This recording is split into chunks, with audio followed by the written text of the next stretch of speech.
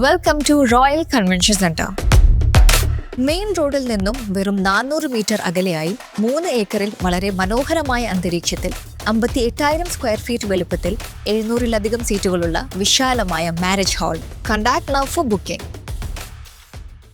Pattambi block പഞ്ചായത്തിലേക്കുള്ള LDF സ്ഥാനാർത്ഥികൾ നാമനിർദ്ദേശ പത്രിക സമർപ്പിച്ചു. പട്ടാമ്പി ബ്ലോക്ക് റിട്ടേണിംഗ് ഓഫീസർക്ക് മുൻപാകെയാണ് പത്രിക നൽകിയത്.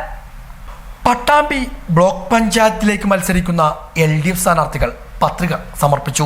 16 ഡിവിഷനിലേക്കും LDFന്റെ സ്ഥാനാർത്ഥികൾ പത്രിക നൽകി കഴിഞ്ഞു. തിങ്കളാഴ്ച രാവിലെ ബ്ലോക്ക് പഞ്ചായത്തിന്റെ റിട്ടേണിംഗ് ഓഫീസർ കൂടിയായ ജ്യോതിക്ക് മുമ്പാകെയാണ് പത്രിക നൽകിയത്. 10 വർഷമായി LDFന് നഷ്ടമായ ബ്ലോക്ക് ഭരണം തിരിച്ചുപിടിക്കുക എന്ന ലക്ഷ്യത്തോടു കൂടിയാണ് ഇത്തവണ LDF രംഗത്തിറങ്ങിയിരിക്കുന്നത്. പരിചയസമ്പന്നരെയും യുവാക്കളെയും രംഗത്തിറക്കിയാണ് ഇതിനായുള്ള ദൗത്യം ആരംഭിച്ചിരിക്കുന്നത്.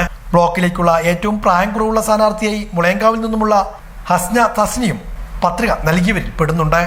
ശക്തമായ സ്ഥാനാർത്ഥി പട്ടികയാണ് ബ്ലോക്കിലേക്ക് LDF അവതരിപ്പിച്ചിരിക്കുന്നതെന്നും ബ്ലോക്ക് ഭരണം തിരിച്ചുപിടിക്കുകയാണ് ഇതിലൂടെ ലക്ഷ്യമിടുന്നതെന്നും CPM area secretary T Gopalakrishnan പറഞ്ഞു.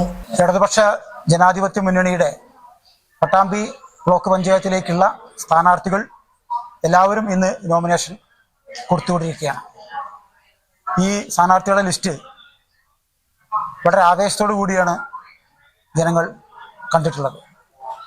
ഇതിനകത്ത് ഞങ്ങളെ മനസ്സിലാക്കിയിടത്തോളം നമ്മുടെ അടുത്ത പ്രദേശത്തൊന്നും ഇല്ലാത്ത തരത്തിൽ ഏറ്റവും പ്രായം കുറഞ്ഞ 22 വയസ്സ് മാത്രം ഉള്ള PG വിദ്യാർത്ഥിയായ, അതുപോലെ തന്നെ സുവർണ അഭയം അവാർഡ് നേടിയ സുവർണ മത്സരിക്കുന്നുണ്ട്.